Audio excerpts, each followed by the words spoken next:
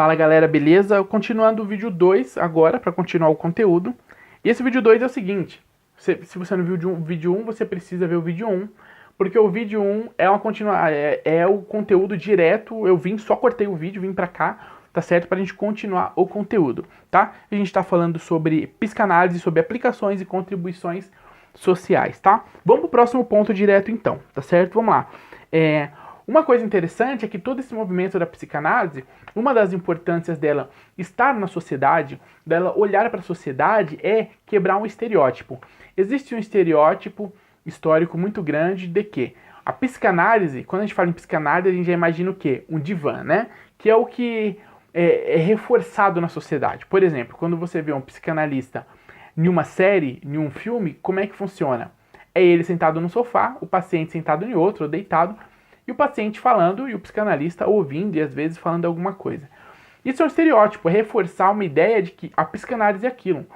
Outros pontos é de que a psicanálise é aquilo e a psicanálise é para pessoas que têm um poder aquisitivo que possa bancar um psicanalista. Então, quer dizer, eles colocam a psicanálise de uma forma muito específica, em um grupo econômico muito específico, social-econômico, em um grupo de pessoas que têm posse, né?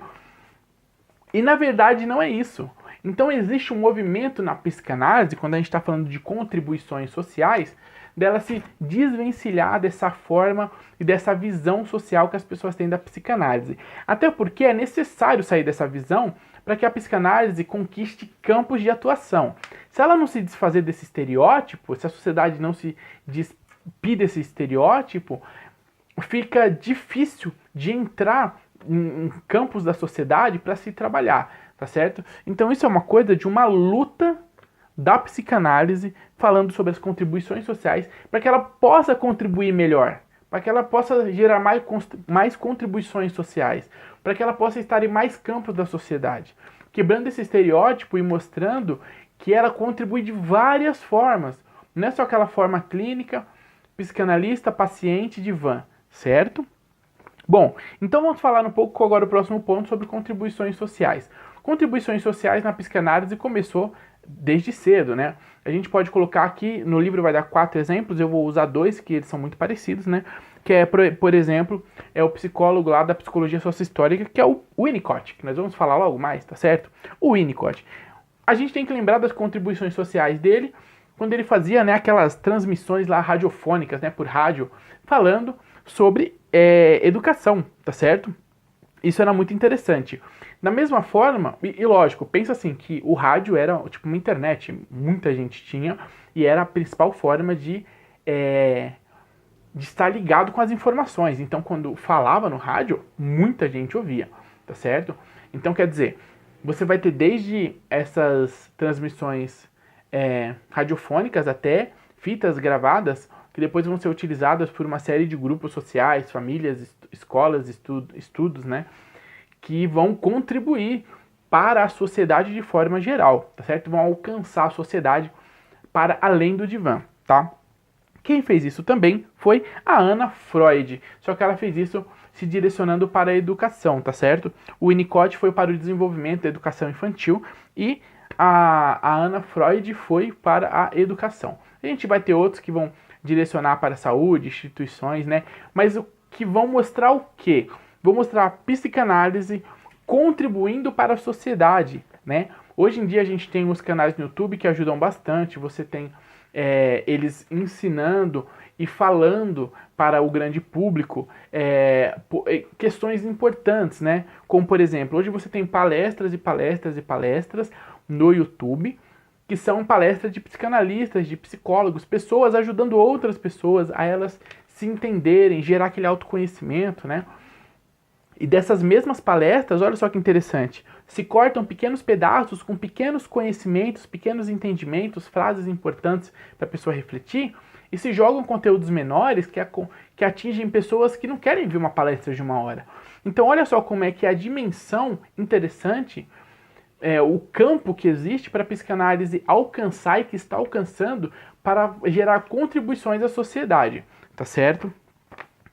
Bom, vamos lá. Então, eu dei esse exemplo interessante, tá? Então a gente está vendo a psicanálise entrando no mundo social, entrando mais ainda na vida individual das pessoas, certo? Nessa subjetividade gerada pela nossa vida, tá? Por esse ser singular e essa sociedade que vai acabar sendo singular também, certo? Ela vai entrando e você vai perceber esses conceitos sociais tratando de coisas muito interessantes. E a gente vai ver esses tópicos aqui, tá certo? Bom, uma coisa que você tem que entender, ela vai gerar uma série de pesquisas. E essas pesquisas são em campos muito interessantes e eu diria até muito específicos do nosso tempo, tá? Como por exemplo aí, aonde que ela vai ajudar com essa sua pesquisa, com essa sua ação, né? Ela vai falar um pouco sobre os adolescentes na criminalidade, é um ponto que ela vai lidar, né? Porque você tem uma transformação real e um novo momento histórico onde nunca se viu tanto esse movimento de adolescentes entrando na criminalidade. Então isso é um ponto da psicanálise se debruçar, refletir, entender e vai causar então uma observação social, um estudo antropológico, sociológico, para que ela pegue uma série de conteúdos, de informações e comece a entender, né? O que psiquicamente na sociedade, como é que isso influencia, como é que isso se desenvolve, como é que isso é visto, como é que isso é entendido, né? Essa questão do adolescente na criminalidade. E o que a psicanálise pode ajudar com os resultados da sua pesquisa, certo? Outros pontos as formas de sofrimento, quer dizer, existem agora novas formas de sofrimento. E algumas não são tão novas, são antigas, mas retornaram com outras caras, né? Então aqui é interessante que eles vão colocar, né?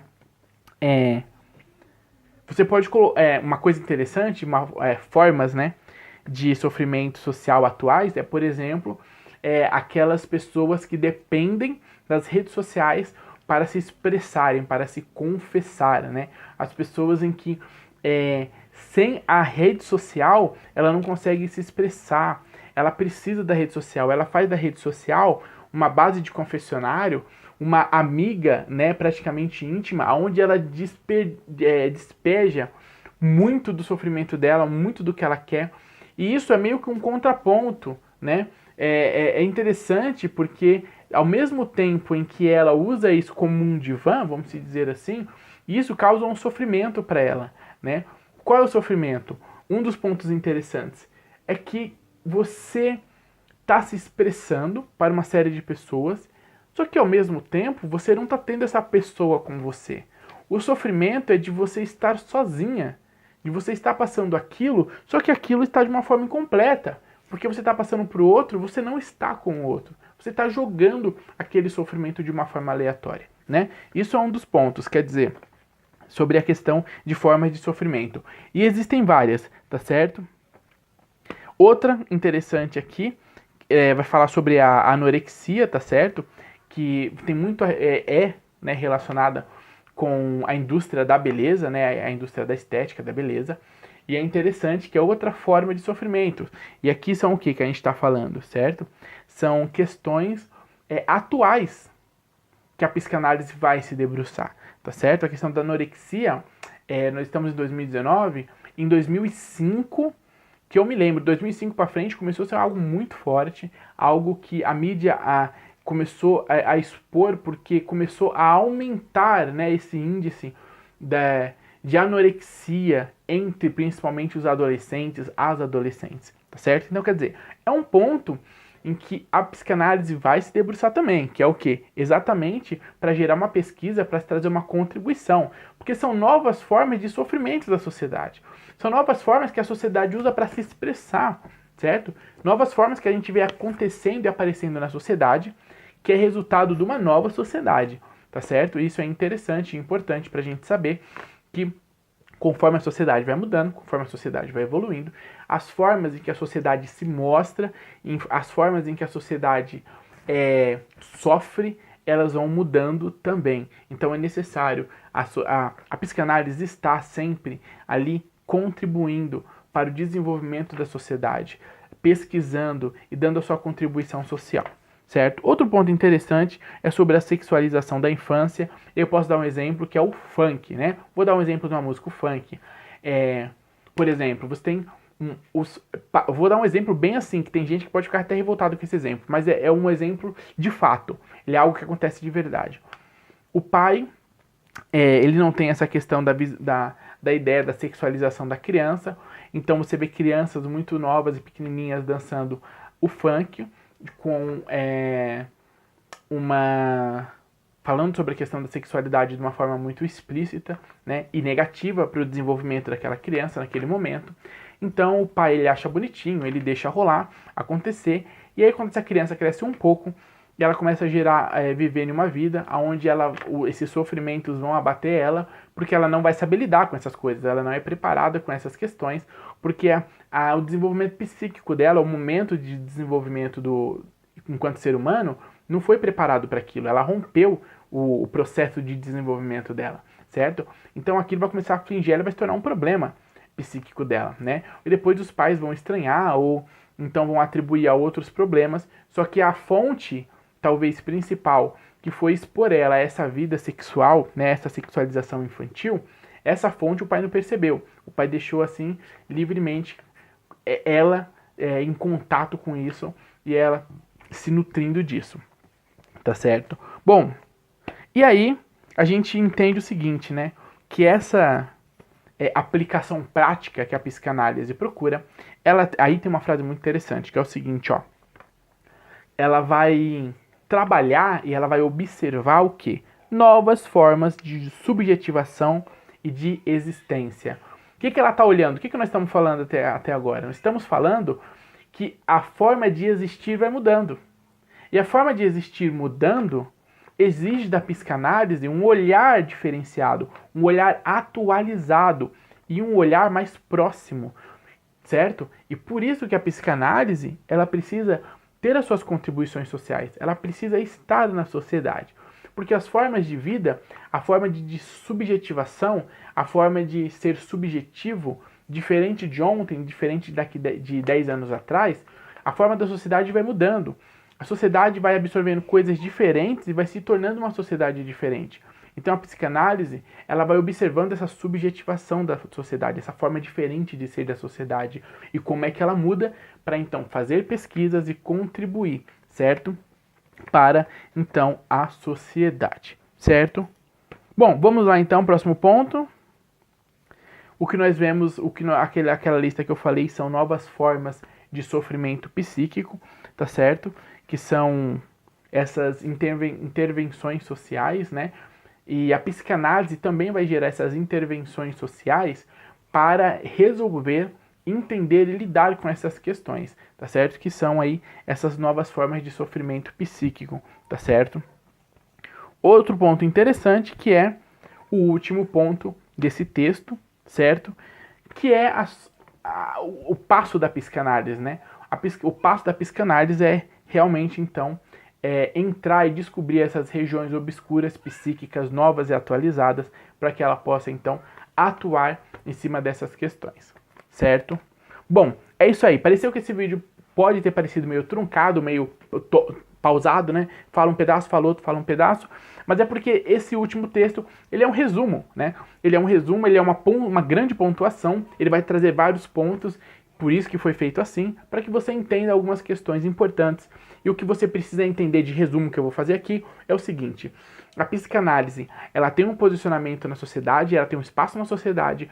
Essa sociedade, assim como o indivíduo, ela também sofre, essa sociedade como indivíduo também tem uma vida psíquica em sociedade, e a psicanálise está ali para participar dessa vida psíquica, para analisar essa vida psíquica, para trabalhar essa vida psíquica, para, assim como ela faz com o indivíduo, ajudando ela a resolver esses sofrimentos, ela também possa fazer isso com a sociedade, né? Isso vai ser um movimento constante, porque a sociedade muda constantemente, certo? Isso significa que as formas de sofrimento que vão oprimir, que vão reprimir a sociedade também vão mudar. E a psicanálise vai se atualizar na sua análise, na sua pesquisa para contribuir, certo? Com os seus resultados, contribuir para uma boa vida, uma vida mais saudável, psíquica, individual e na sociedade, tá certo? Essa é a ideia do texto, tá? Bom, é isso aí, galera. Valeu por ver os 2 vídeos. Encerramos aqui a psicanálise. Eu diria que provavelmente não vai ter mais vídeo de psicanálise. Agora a gente vai entrar em outro tema. É um tema que já foi pedido várias vezes aqui, que é um capítulo que eu pulei. Deixa eu dar uma olhadinha. A gente vai falar sobre a Gestalt, ou sobre a Gestalt, como alguns gostam de falar, tá certo? Que é a psicologia da forma. é muito interessante. Então eu vou começar esse capítulo. É um capítulo que não é longo, mas é incrivelmente interessante, tá? E vai ser o próximo capítulo que eu vou começar então, tá? Talvez o próximo vídeo seja algumas perguntas sobre psicanálise, fica de olho, mas é isso. Bom, espero que você tenha gostado. Se você assistiu até aqui, lembra, faz os tópicozinhos, vai ser muito interessante para você entender o conteúdo do vídeo. Se você tem um livro, leia o livro.